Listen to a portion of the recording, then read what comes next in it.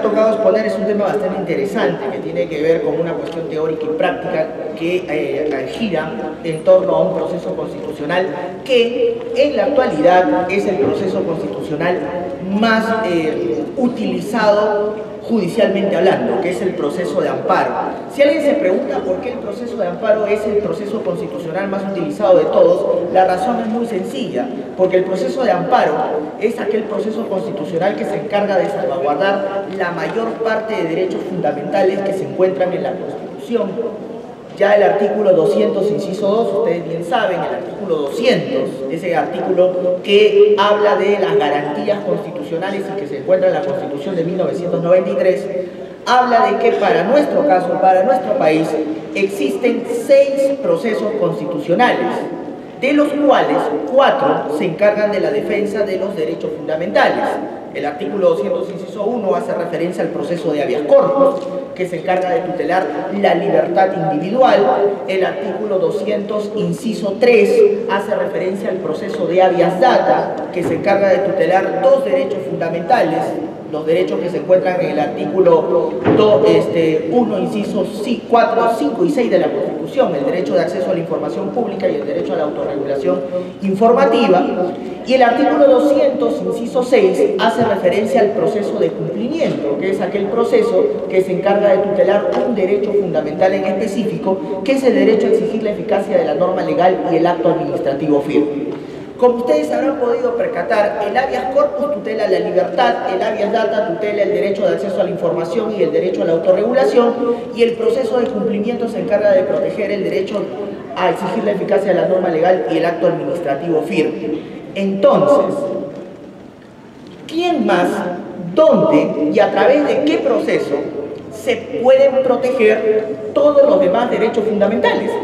Porque la Constitución no solamente habla de 4 derechos, habla de un montón de derechos fundamentales, y además hay que agregar a ello que no solamente podemos hablar de derechos fundamentales y referirnos a aquellos que se encuentran taxativamente o literalmente en la Constitución, sino que el artículo 13, la famosa cláusula numerus apertus, permite también el reconocimiento, tutela y protección de otros derechos fundamentales que no se encuentran en la Constitución, pero que al basarse en principios esenciales como la dignidad humana, el Estado democrático, la forma republicana de gobierno y la soberanía popular, también se pueden proteger como auténticos derechos inherentes de la persona. Ese artículo 13 es la famosa cláusula numerus apertus que ustedes muy bien deben conocer. Entonces, ¿cuál es el proceso pues que se encarga de tutelar toda esa cantidad de derechos fundamentales, tanto los taxativos como los que no se encuentran reconocidos explícitamente en la Constitución? Es el proceso de amparo. El proceso de amparo se encarga de proteger todos los demás derechos fundamentales que no tutelan ni el habeas corpus, ni el habeas data, ni el cumplimiento. Por eso que el proceso de amparo es, en la praxis judicial, en la praxis de la abogacía constitucional, el proceso más utilizado y más demandado. Eso significa entonces que hay que tener mucho cuidado al momento de tratar, comprender y entender y aplicar este proceso constitucional. Porque veamos rápidamente lo siguiente, ojalá que no me gane el tiempo. Yo habitualmente una clase de proceso de amparo demora pues, vamos, así corriendo, ¿verdad? Sin mentirles, unas 12 horas divididas en 4 clases. Acá solamente tenemos media hora, 40 minutos, así que vamos a hacer lo más resumido y escuetos posibles, pero vamos a tratar de que ustedes tengan alcances generales y nociones de este proceso. Primero, el origen del amparo. El proceso de amparo es un proceso constitucional que tiene una virtud, originariamente hablando. Latinoamérica se ha caracterizado a lo largo de los siglos por ser un continente que a nivel jurídico no ha creado absolutamente casi nada. Y que todo lo que nosotros tenemos jurídicamente hablando, en las disciplinas civil, penal, laboral, constitucional y lo que fuera, es importado. Importado de Europa, importado de los Estados Unidos o de algún otro país, pero que no es latinoamericano. Entonces, cuando Latinoamérica, las pocas veces que ha aportado algo a lo jurídico, se puede contar con las manos de los dedos, no hay más, son muy pocas instituciones. que América Latina ha creado y ha exportado al mundo. Dentro de esas pocas instituciones que América Latina ha creado y ha exportado al mundo, encontramos al proceso de amparo. El proceso de amparo es uno de los procesos creados aquí, en este continente latinoamericano. Europa no crea el amparo. Hoy en día, si ustedes se van a Alemania, se van a Austria, se van a España, se van a Italia, ellos tienen amparo, pero no lo han creado, lo copiaron de Latinoamérica. ¿Qué país aquí en Latinoamérica se jacta de decir que ellos son los creadores de este proceso constitucional tan importante? Son los mexicanos. En el año 1843, Manuel Crescencio Rejón, que era un parlamentario de Yucatán, la provincia de las tantas provincias que tiene México, porque recordemos que México es un estado federal, creó el juicio de amparo como mecanismo constitucional encargado de la defensa de los derechos de la Constitución mexicana de Yucatán, de la provincia de Yucatán. Posteriormente, los mexicanos trasladan ese juicio de amparo, que solamente se había creado para una provincia, para todos los estados federales. Y será a través de una constitución histórica de los mexicanos que este juicio de amparo se va a dar a conocer al mundo. La constitución mexicana que da a conocer el amparo a nivel internacional es la famosa Constitución de Querétaro del año de 1917, una de las constituciones más importantes históricamente hablando en el mundo. Y ojo que los mexicanos no han cambiado su constitución desde aquella época. Actualmente, en el año 2018, sigue rigiendo en México la Constitución de Querétaro del año de 1917. El año pasado ha cumplido 100 años de vigencia de esa Constitución. Ahora, ¿por qué la Constitución de Querétaro es importante históricamente hablando? Por dos razones. Una, porque en esa Constitución, también deben recordar, por primera vez a nivel mundial se reconocen como auténticos derechos constitucionales a los denominados derechos de segunda generación, los derechos económicos, sociales y culturales. Antes de esta Constitución de 1917 de los mexicanos, los únicos derechos constitucionales y o fundamentales reconocidos eran los derechos de primera generación, los denominados derechos civiles y políticos, el derecho a la vida, la libertad de expresión, la libertad de opinión, el honor, el debido proceso. Esos derechos pues que nacen a raíz de la famosa Declaración de los Derechos del Hombre y del Ciudadano del año de 1789 en Francia. Entonces, solamente esos derechos eran reconocidos a nivel constitucional. Y no faltó alguien que dijo, oye, pero ya está bien, el reconocimiento de estos derechos es importante, pero ¿dónde quedan los otros derechos? Los derechos de carácter social. ¿Por qué no se reconoce también a nivel constitucional el derecho a la educación, el derecho al trabajo, el derecho a la libertad sindical, el derecho a una remuneración justa y equitativa, el derecho a una pensión digna? ¿Por qué no reconocemos también esos derechos? Ninguna constitución lo reconocía. Es por primera vez la Constitución mexicana de 1917 que reconoce como auténticos derechos fundamentales no solamente a los derechos de primera generación, sino también a los derechos de segunda generación. Y en eso los mexicanos son pioneros.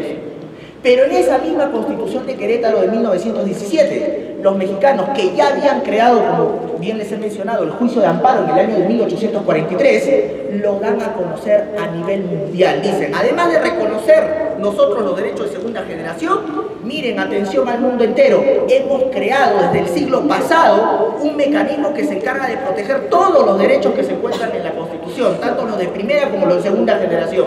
Y ese mecanismo se llama el juicio de amparo. Entonces, a partir de 1917, el juicio de amparo creado por los mexicanos se exporta y se da a conocer al mundo. Y entonces el amparo comienza a proliferar en otras latitudes, no solamente en Latinoamérica, sino como también les he mencionado, en Europa también. Los países europeos recepcionan esa figura y la acoplan a sus respectivas familias jurídicas. Pero a partir de 1917 en adelante, los países que comienzan a recepcionar el amparo lo van a hacer de una u otra manera, no siempre lo van a hacer igual. Y por eso es que nosotros tenemos que tener en cuenta cómo así el Perú y bajo qué naturaleza ha reconocido el proceso de amparo. Porque el proceso de amparo mexicano no es igual al proceso de amparo español, ni es igual al proceso de amparo peruano. Cada país le ha dado sus propias características y matices a este proceso. Está bien, es un proceso que se encarga de proteger derechos fundamentales, pero ¿cómo funciona procesalmente? ¿Cuál es su naturaleza? Ahí vamos a encontrar la diferencia. ¿Cuándo llega el proceso de amparo a nuestro país? El proceso de amparo a nuestro país llega con la Constitución de 1979. Por primera vez nosotros reconocemos en la Constitución del 79, y muchos de ustedes saben, un capítulo de garantías constitucionales en donde se reconocen 4 garantías constitucionales: el habeas corpus para proteger la libertad individual, el proceso de amparo para proteger todos los demás derechos, el proceso de inconstitucionalidad, porque recuerden que en esa Constitución por primera vez se habló de un tribunal de garantías constitucionales, y el proceso de acción popular, que se encargaba de la salvaguarda de las normas legales para que no sean vulneradas por las normas infralegales. Muy bien, a partir del 79 entonces, nosotros reconocemos al amparo. Pero ¿cuál era la naturaleza del amparo en la Constitución de 1979? ¿Cómo funcionaba procesalmente? Nosotros en la Constitución de 1979, el constituyente de la Constitución del 79, creó conveniente establecer el proceso de amparo en nuestro país, pero bajo una naturaleza. Esa naturaleza del amparo es denominada, doctrinariamente hablando, el amparo alternativo. Nosotros optamos por un amparo alternativo a través de la Constitución de 1979. Oye, ¿y cómo es esto del amparo alternativo procesalmente? Muy sencillo, funcionaba así. Si mañana más tarde, por ejemplo, yo era un trabajador y a mí me botaban arbitrariamente de mi trabajo y me estaban afectando mi derecho al trabajo, pues bien, la Constitución de 1979 decía, ¿no? La acción de amparo procede contra el hecho u omisión por parte de cualquier autoridad, funcionario o persona que vulnera o amenaza los derechos constitucionales, con excepción de la libertad individual que es protegida por el habeas corpus. Muy bien, derecho constitucional afectado para mí, mi derecho al trabajo. Como el amparo en ese momento era alternativo, yo, al haberme afectado mi derecho fundamental al trabajo, tenía las siguientes opciones. Yo podía, un primer momento, me afectaron mi derecho al trabajo, voy a mis leyes laborales y encuentro que en la ley laboral, por ejemplo, se habla del despido arbitrario y me dicen que a través de un proceso laboral ordinario, si yo interpongo una demanda, me van a dar una indemnización por despido arbitrario. Muy bien, ¿y con la indemnización qué haría? Proteger mi derecho al trabajo. Y entonces, una primera opción que yo tenía era demandar a mi empleador ante el juez laboral, justamente para que éste me otorgue una indemnización. Es decir, la primera opción que yo tenía era acudir a una vía laboral, a la vía laboral, que es calificada como una vía ordinaria. Pero pongamos que yo no quería la indemnización. Y yo no quería la indemnización por la sencilla y llana razón que yo decía: me han votado arbitrariamente, pero yo necesito el trabajo. Porque al fin y al cabo la indemnización me van a dar un dinero, pero el dinero se va. No es como estar trabajando todos los meses y recibir una remuneración. Entonces yo no quiero la indemnización, yo quiero la reposición. Muy bien, entonces ¿a dónde me voy?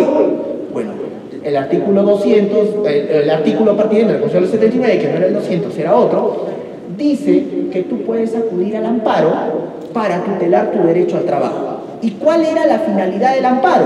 El amparo, a diferencia del proceso laboral ordinario, lo que me otorgaba era la reposición a mi trabajo. ¿Y por qué? Porque el amparo, como todos los demás procesos constitucionales de la libertad, tiene una finalidad: reponer las cosas al estado anterior de la vulneración al derecho.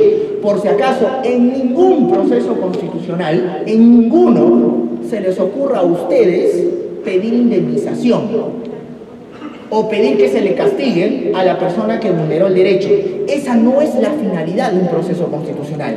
El proceso constitucional solamente, ya sea habeas corpus, ya sea amparo, ya sea habeas data o cumplimiento, cumple una sola finalidad. ¿Y cuál es su finalidad?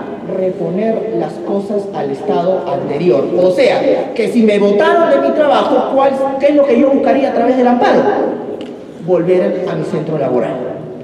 Entonces yo tenía dos opciones: que me paguen una indemnización a través del proceso ordinario laboral, o que me repongan a mi trabajo a través del proceso de amparo.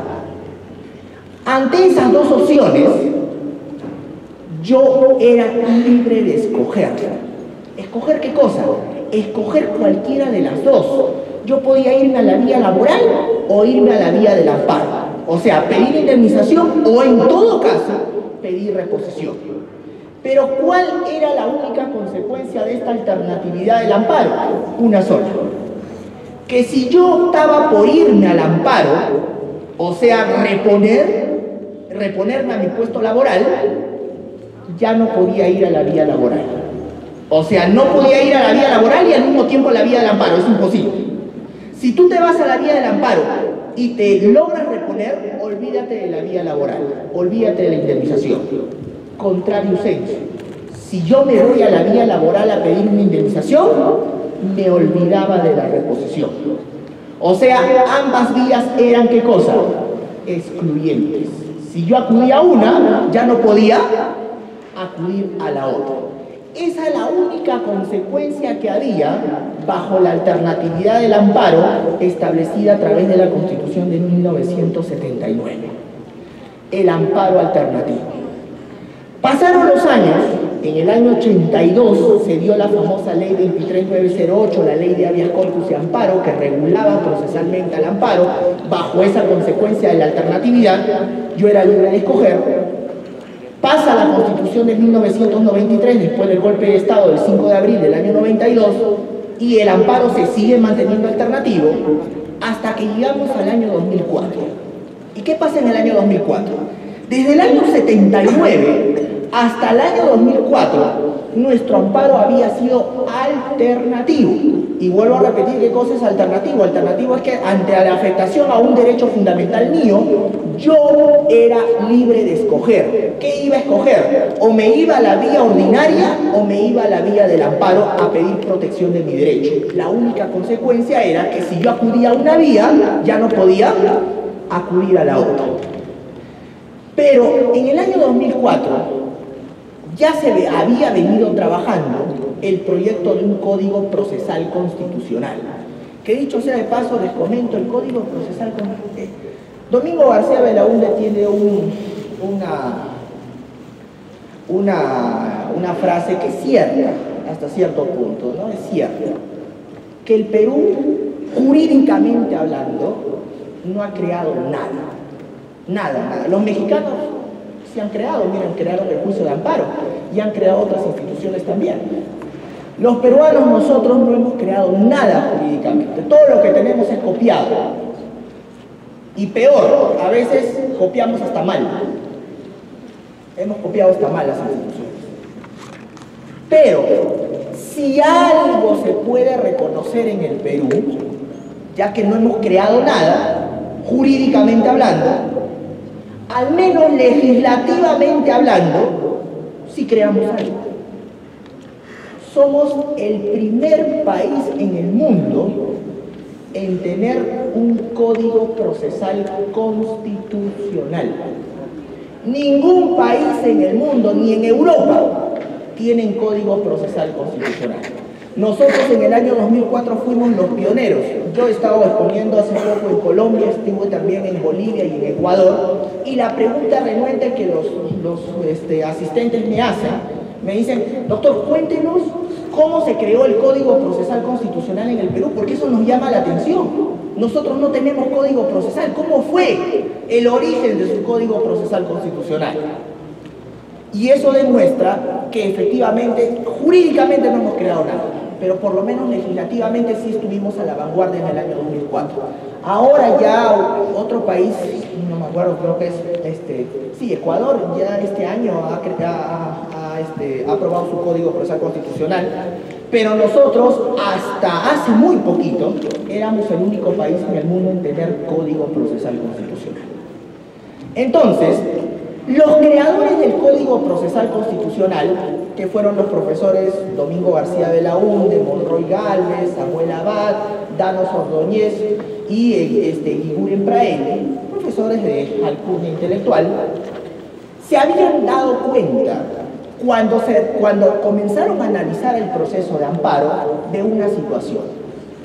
Que si bien el amparo era alternativo y todo el mundo estaba feliz con eso, en la práctica se había dado el siguiente fenómeno.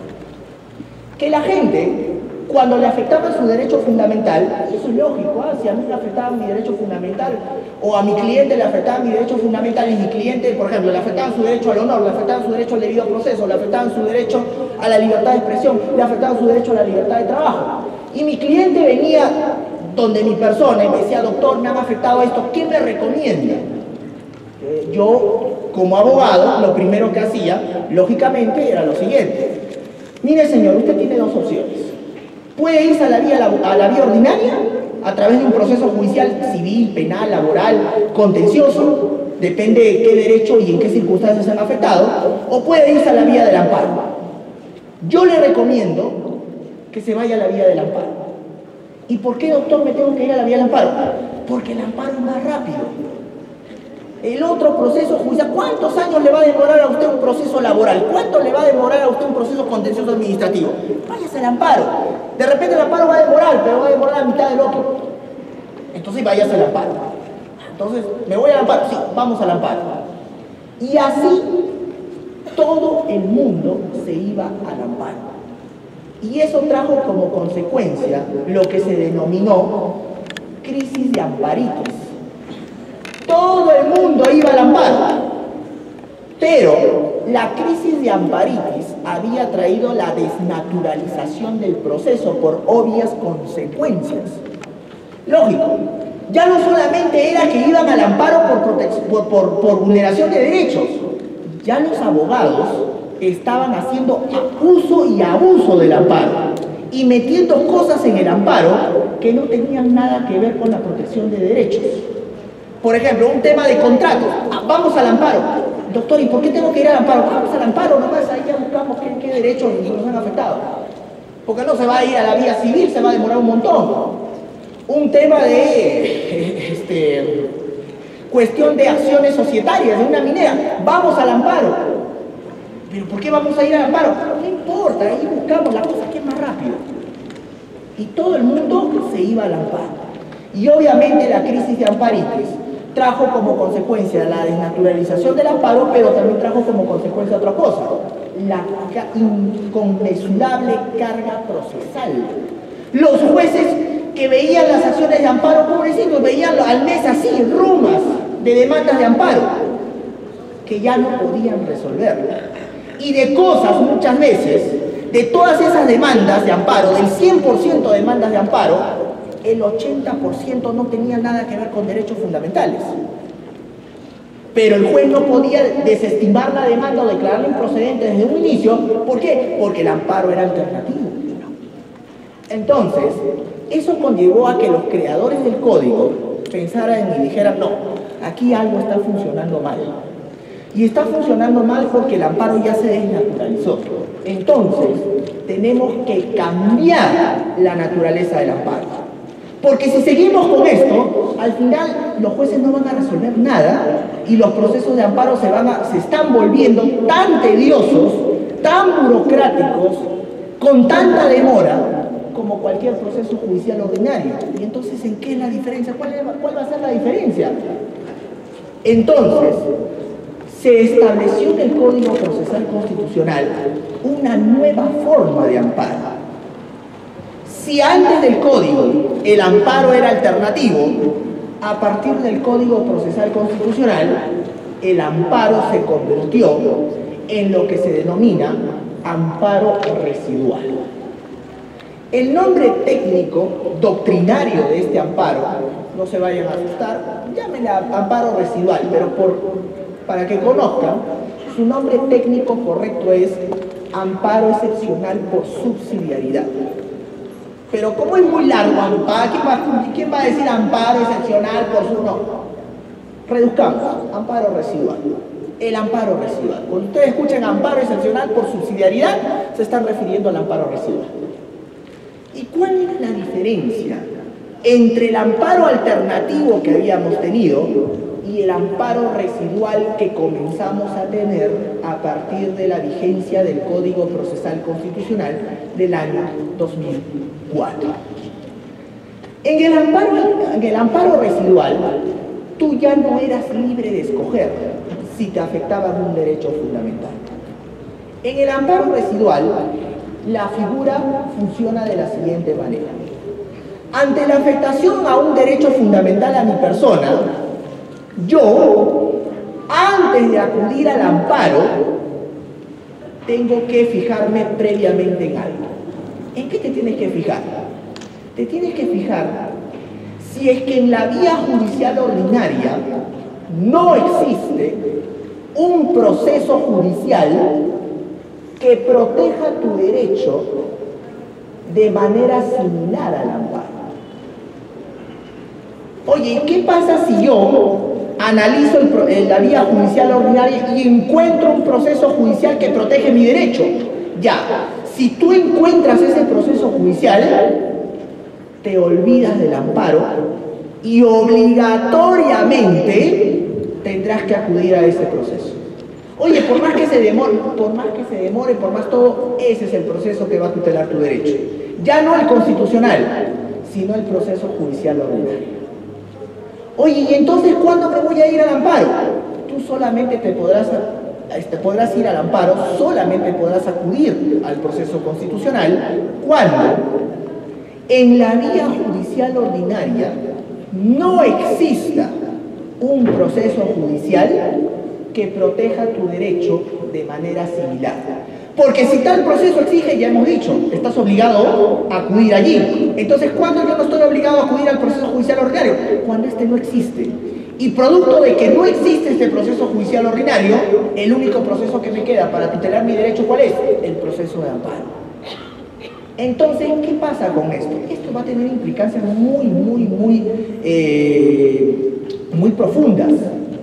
Porque se van a dar cuenta, o se están dando cuenta, que a diferencia del amparo alternativo, donde yo era libre de escoger irme aquí o irme allá, la única consecuencia es que si iba uno ya no podía ir al otro, en el amparo residual yo ya no escojo.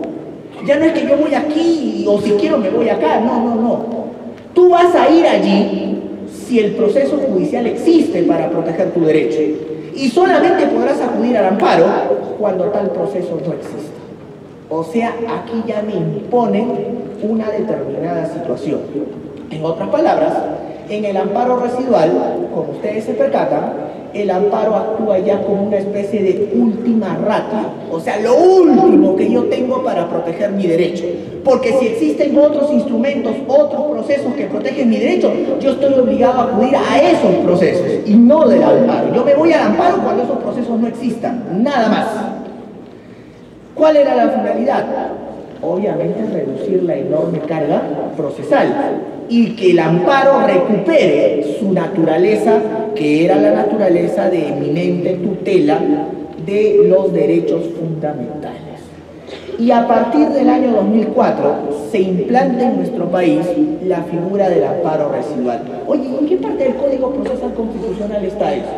Está en el famoso artículo 5, inciso 2 del Código Procesal Constitucional. Si ustedes abren su artículo 5, inciso 2 del Código, pueden leer a la letra lo siguiente. Causales de improcedencia. No procede interponer procesos constitucionales cuando, inciso 2, existan vías igualmente satisfactorias. Miren, no procede el proceso constitucional del amparo, dice el Código, cuando existan vías igualmente satisfactorias.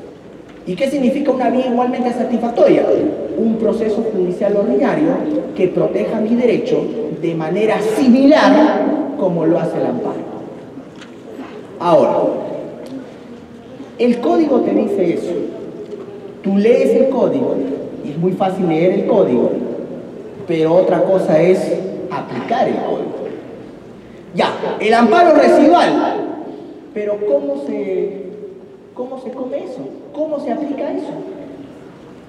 ¿Cómo yo detecto como justiciable cuando estoy frente a una vía igualmente satisfactoria?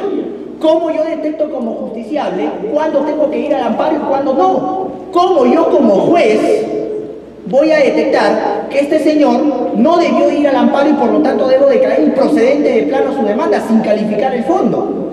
¿O cuando, al analizar la demanda, considero que sí el señor está en lo cierto de actuar, de utilizar el amparo y por lo tanto tengo que admitir a trámite la demanda?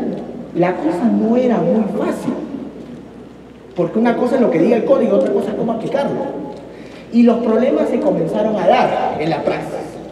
¿Cómo? El problema lo comenzó a inmediatamente a manifestar la judicatura, o sea, los jueces. En el amparo alternativo, el juez, al momento de que recibía una demanda de amparo, no podía comenzar a revisar la demanda y decir, a ver, ¿por qué has venido al amparo? No, tendrías que haber tenido otro proceso. No, él no podía hacer eso, porque como dijimos, el amparo era alternativo, y si la persona quería el amparo, el juez no tenía ningún derecho de decirle, no vengas acá. No, el juez tenía que admitirlo. Y por eso la enorme carga procesal, porque como habíamos dicho, ya cualquier cosa lo metían por el amparo.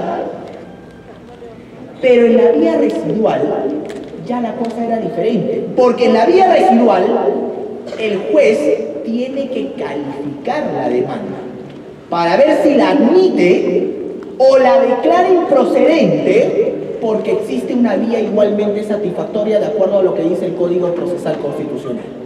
Pero los jueces no entendían qué cosa era una vía igualmente satisfactoria, porque no es fácil. Entonces, ¿qué hicieron los jueces? Si en el amparo alternativo admitían todas las demandas de amparo, cuando el amparo se convirtió en residual, ¿qué hicieron? De un extremo se fueron al otro. Comenzaron a declarar improcedentes todas las demandas de amparo. Por ejemplo, yo tenía mi patrocinado que tenía 90 años. Iba a la ONP y pedía su pensión. La ONP le decía, no señor, no le voy a dar la pensión. Entonces, inmediatamente yo, demanda de amparo por vulneración al derecho a la pensión de mi patrocinado. El juez inmediatamente me decía, señor, improcedente. Oiga, pero ¿cómo va a ser improcedente? Le están afectando su derecho a la pensión. Tiene 90 años, se va a morir. No sé, señor, ¿no ha leído el código? El código dice ahora que ya no procede el amparo cuando existe una vía igualmente satisfactoria. Váyase al contencioso administrativo. Ahí váyase. Oye, pero tiene 90 años. No sé, pues el código ha cambiado. Ya no es como antes. Tenía a mi patrocinado que lo botaban arbitrariamente del trabajo. Arbitrariamente, sin justificación alguna. Demanda de amparo. El juez me decía, improcedente, señor. Oiga, ¿cómo va a ser improcedente? Señor, ¿no ha leído el código? El código dice que no procede el amparo cuando existe una vía igualmente satisfactoria. Váyase a la vía laboral. Pero señor, lo están votando. Cuestiónele usted al legislador, ¿para qué ha aprobado el código así? El código dice que yo declaro improcedente. Si ustedes se dan cuenta, la mecánica de los jueces, esto comenzó a pasar a partir del año 2004. Los jueces comenzaban a declarar improcedente todo. Entonces eso conllevó a que el Tribunal Constitucional se diera cuenta y dijera, a ver, un momento, juez, no puedes aplicar el artículo 5, inciso 2 de esa manera. Porque si tú aplicas de esa manera el artículo 5, inciso 2, te estás yendo de un extremo al otro. Y no es así. Porque bajo el pensamiento que estás teniendo ahora, tú estarías dándonos a entender, todos los jueces, que por ejemplo, derechos fundamentales como el derecho al trabajo y el derecho a la pensión ya nunca podían ser reclamados vía amparo.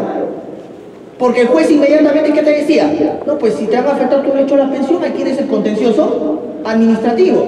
Y si te han afectado tu derecho al trabajo, ahí tienes el proceso laboral. El tribunal dijo, no, así no funcionan las cosas. Porque la Constitución, bien claro, en el artículo 200, inciso 2, dice: la acción de amparo procede contra el hecho u omisión por parte de cualquier autoridad, funcionario o persona que vulnera o amenaza los derechos constitucionales. Y en ningún momento dice, siempre y cuando exista. No, eso no dice la Constitución. Y la residualidad del amparo, tú la tienes que interpretar de conformidad con la Constitución. Entonces, no te puedes ir de un extremo al otro. Tienes que darte cuenta que van a haber casos de vulneración al derecho al trabajo y de vulneración al derecho a la pensión que sí pueden ser tutelados vía amparo, a pesar de que exista la vía contenciosa y la vía laboral. Ejemplo, les hablé del señor de 90 años. Es lógico que si una persona tiene 90 años, Pregunta, ¿y está en riesgo su vida o no? Se puede morir al minuto siguiente, como que se puede morir pasado mañana, como que se puede morir en cualquier momento. Entonces es lógico que el juez no le va a decir, pues, señor improcedente, váyase a la vía contenciosa. No, pues. Porque no es lo mismo que se le niegue una pensión a una persona de 90 años a que se le niegue una pensión a una persona de 50. Porque el de 90 años tiene peligro de daño irreparable y no lo puedes mandar a la vía judicial ordinaria, donde los plazos son 2 veces más que los plazos que tiene el amparo. O sea, ahí el factor, ¿cuál es? El peligro de daño irreparable. Entonces el Tribunal Constitucional dijo, muy bien, señores, parece que lo que el código establece no está claro, porque los jueces no lo entienden, los justiciables tampoco. Entonces, nosotros tenemos que entrar a tallar ahí. ¿Y cómo el Tribunal Constitucional entra a resolver una cuestión controversial en el ámbito constitucional o procesal constitucional? Recuerden que el Tribunal Constitucional resuelve las controversias constitucionales o procesales constitucionales a partir de una institución que recién también aparece en el Código Procesal Constitucional del año 2004. ¿Cuál es esa institución? Artículo 7º del título preliminar del Código Procesal Constitucional. Dice a la letra lo siguiente: las sentencias del Tribunal Constitucional que adquieren la calidad de cosa juzgada constituyen precedente vinculante cuando así lo expresa la sentencia señalando el extremo de su efecto normativo. Señores, el artículo 7º del Código Procesal Constitucional establece la figura del precedente constitucional vinculante. Entonces el Tribunal Constitucional interpreta las normas del Código Procesal Constitucional y la Constitución y las controversias que giran en torno a ellas a través de los precedentes vinculantes. Y cuando ustedes tengan que trabajar una demanda de amparo, hoy, ustedes no pueden dejar de guiarse por las 2 sentencias emblemáticas del Tribunal Constitucional, los 2 precedentes en materia de amparo residual. Si ustedes no conocen estas 2 sentencias, olvídense, no van a poder hacer una demanda de amparo. Porque estas 2 sentencias son esenciales para que su demanda de amparo tenga éxito y pueda pasar el filtro y el juez pueda admitirla. Porque si ustedes no cumplen estos requisitos que el tribunal establece, el juez les va a declarar improcedente su demanda. ¿Cuáles son esas 2 sentencias? Apunto. El expediente 0206-2005, 0206-2005, proceso de amparo TC. El famoso caso César Bailón Flores. César Bailón Flores, 0206-2005, proceso de amparo TC.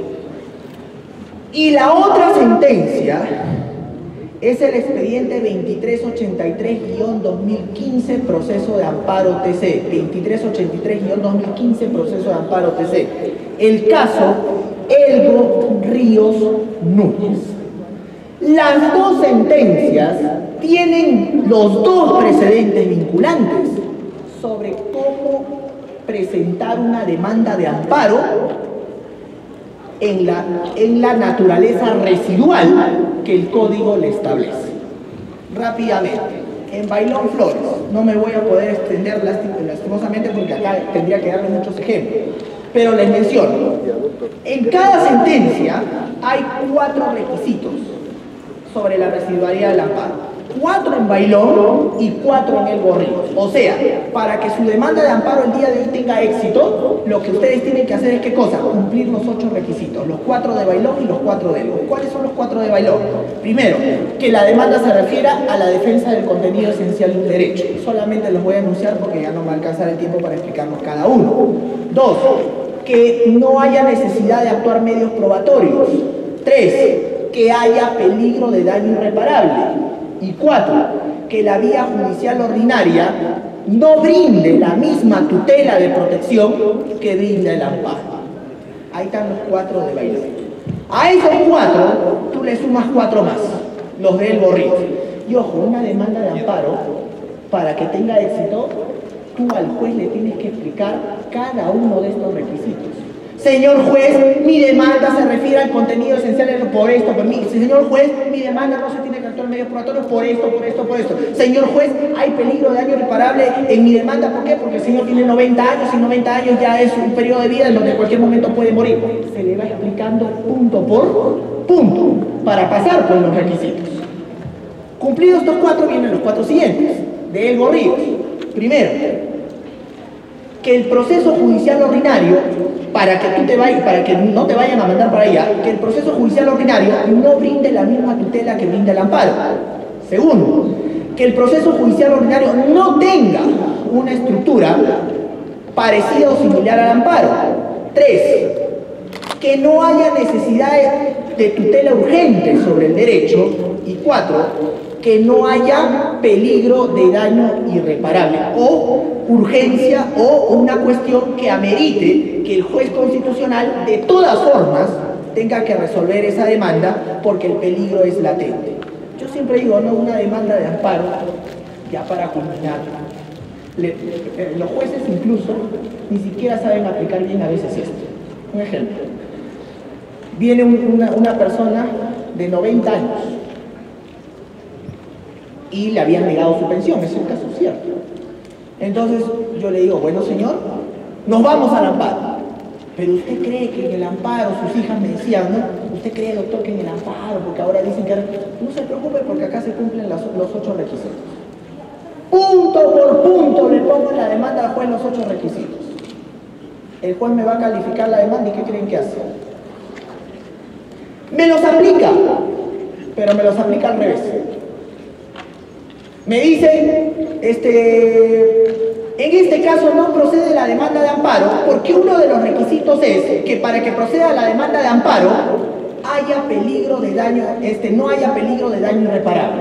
Y como en este caso hay peligro de daño irreparable, no procede el amparo. Cuando me llama la persona, oye, usted está loco, está hablando tonteras. Usted me está aplicando mal el requisito. Al contrario, el requisito que establece el tribunal en el precedente Bailón Flores y lo complementa en el precedente El Gorríos, bien claro es que cuando hay peligro de daño irreparable, el juez tiene que admitir la demanda de amparo. ¿Usted qué me está diciendo? Me está diciendo al revés. El juez me decía, no, el tribunal ha dicho que cuando hay peligro de daño irreparable se tiene que declarar improcedente la demanda. Oiga, usted está leyendo mal el precedente. Y todavía presenté mi recurso de apelación. Y con el recurso de apelación presenté el extracto de la sentencia. Y bien claro le dije así, con letras grandazas, está aplicando al revés, lea bien. Cuando subió a la sala, oiga, ponga porque el señor podía haberle dado un achaque de la improcedencia y se moría. Felizmente que fuimos a la sala inmediatamente le llamó al juez, la atención al juez y claro, yo presenté mi queja ante la OMA y ante el Consejo Nacional, porque ustedes saben que un motivo para sancionar a un juez es que desconozca los precedentes vinculantes del Tribunal Constitucional. Y lógicamente que aquí lo estaba desconociendo abiertamente, porque, o sea, vamos, por una cuestión racional. ¿Cómo va a decir que cuando hay peligro de daño irreparable debe declarar improcedente la demanda de amparo? O sea, por una cuestión lógica, ¿no? Al contrario, cuando hay peligro de daño irreparable, ¿qué tiene que hacer el juez? Admitir la demanda de amparo porque hay peligro de daño irreparable. ¿Y cómo demuestra el peligro de daño irreparable? Oiga, no hay mucho que demostrar cuando una persona tiene 90 años. ¿O es que hay que comenzarle a explicar al juez qué tipo de enfermedades, si le puede dar un paro, si le puede dar un derrame? Es una cuestión lógica, ¿no? 90 años ya el señor es propenso a cualquier situación que pueda de un momento a otro terminar con su vida.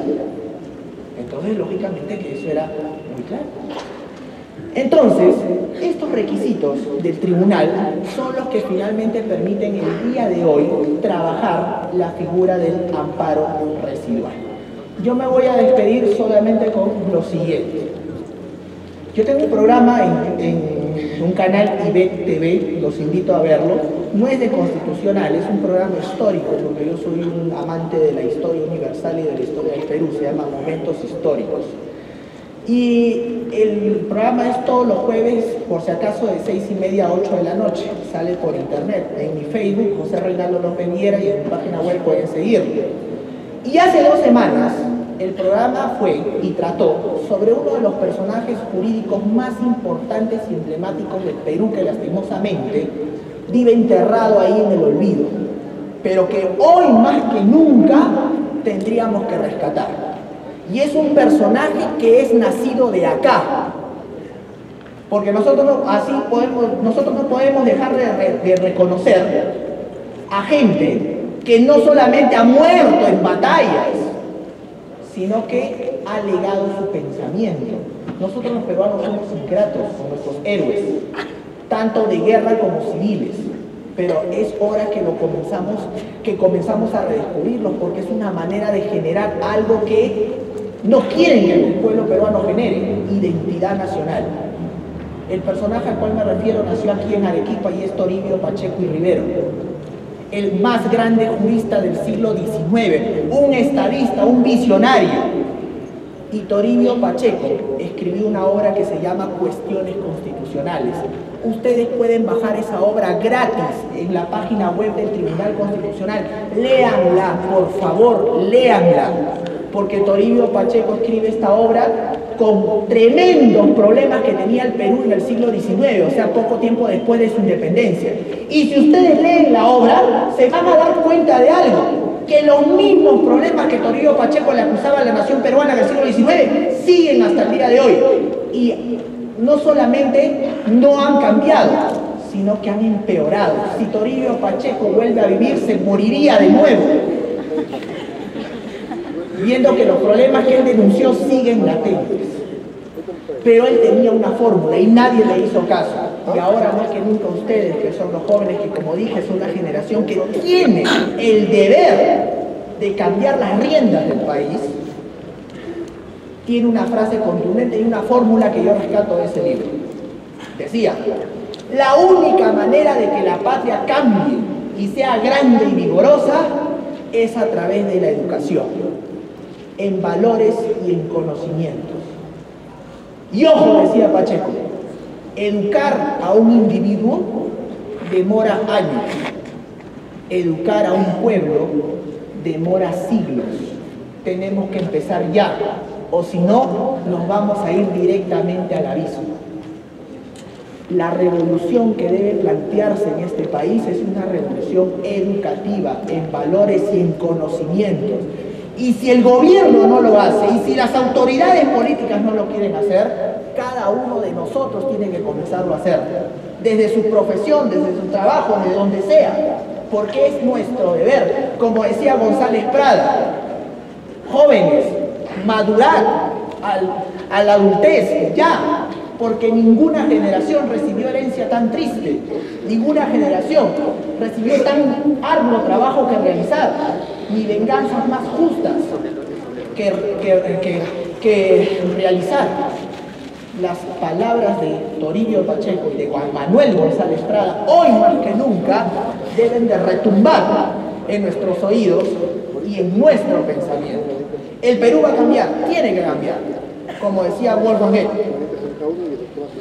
la parte más oscura de la noche es la que anuncia la llegada del amanecer. Creo que el Perú vive su hora más oscura, pero no perdamos la esperanza. La hora del renacer peruano se hará, y se hará muy pronto, con ustedes, la generación que tiene el deber de cambiar las riendas y hacer un país grande, vigoroso y de prosperidad para nuestros hijos y todas las generaciones que vengan, que verán en nosotros a los hombres que tomamos en el momento indicado las riendas del país y no nos tembló la mano en cambiar, combatir la corrupción y todos los males del Estado y engrandecer al país. Fuimos un imperio y nuestro deber es tratar de volver a serlo. Muchas gracias.